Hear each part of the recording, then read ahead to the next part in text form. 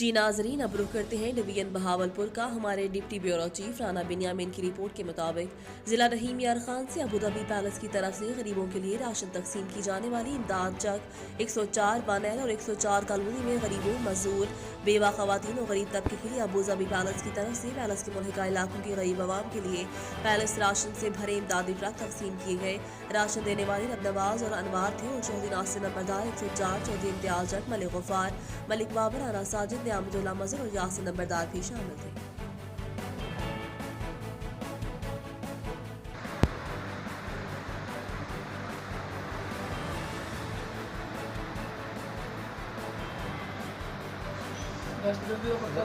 थोड़ा सा इधर देख, ग्लास चले ला